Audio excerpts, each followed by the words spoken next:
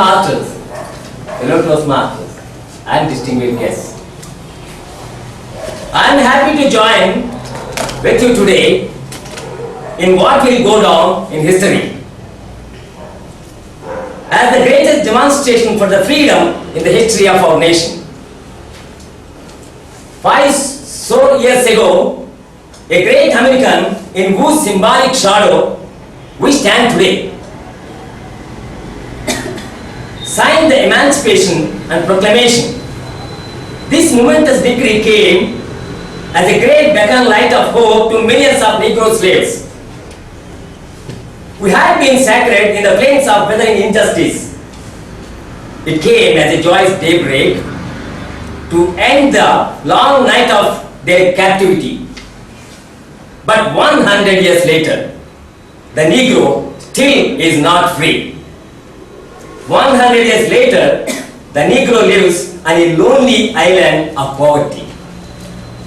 In the midst of a vast ocean of material prosperity, 100 years later, the Negro is still languishing in the corners of American society and finds himself in exile of his own land.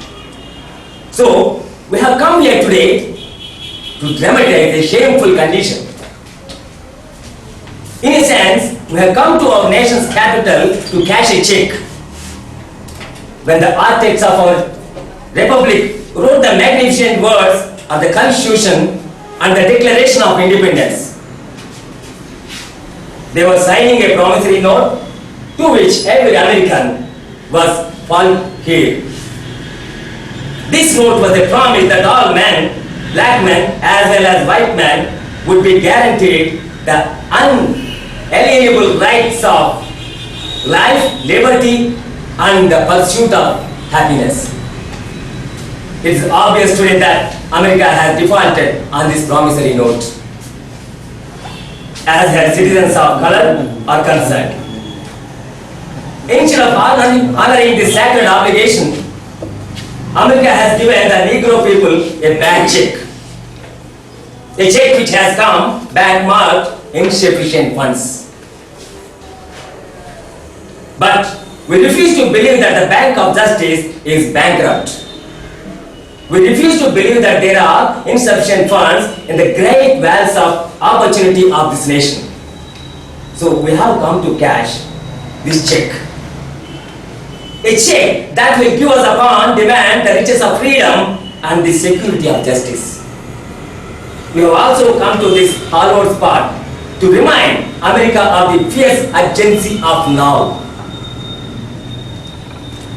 This is no time to engage in the luxury of cooling off or to take the tranquilizing drug of gradualism. Now is the time to make a real promises of democracy. Now is the time to rise from the dark and desolate valley of segregation to the sunlit path of racial justice. Now is the time to lift our nation from the quicksands of racial injustice to the solid rock of brotherhood. Now is the time to make justice a reality for all God's children. It would be fatal for the nation to overlook the urgency of the moment.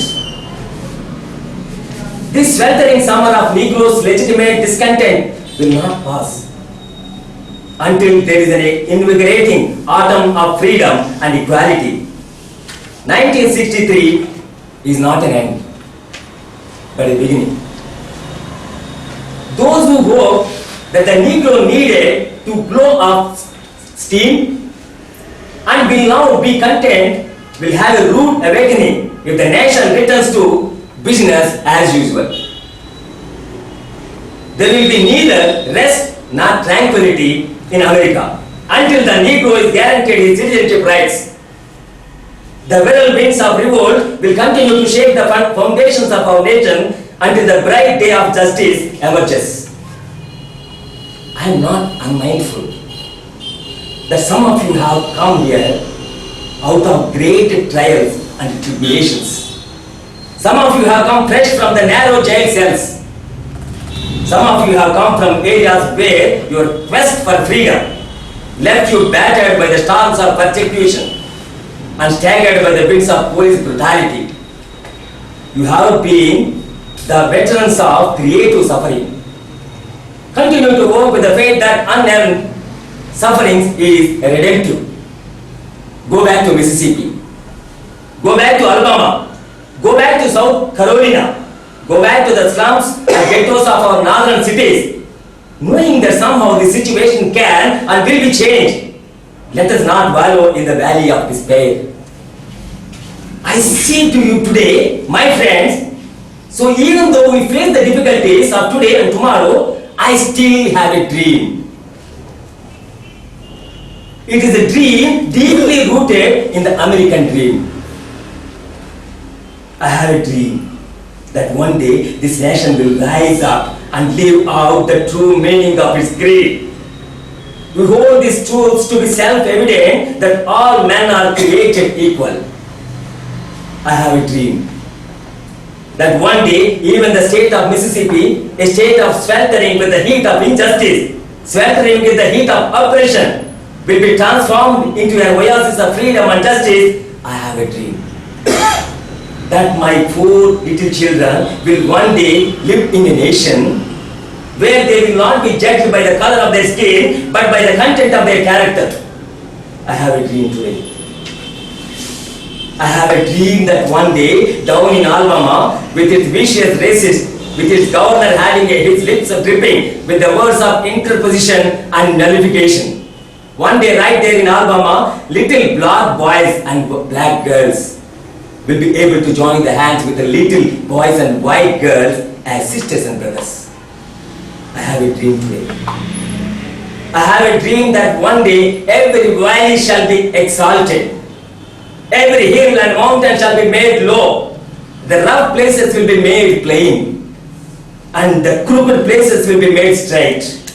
And the glory of the Lord shall be revealed, and all flesh shall see it together. And if America is to be a great nation, this must become true. So let freedom ring from the mighty mountains of New York. Let the freedom ring from the snow-capped Rockies of Colorado. Let freedom ring from every hill, molehill of Mississippi, from every mountainside. Let freedom ring. And when this happens, when we allow freedom to ring, when we let it ring from every village, hamlet, and from every state and every city, we will be allow freedom to ring.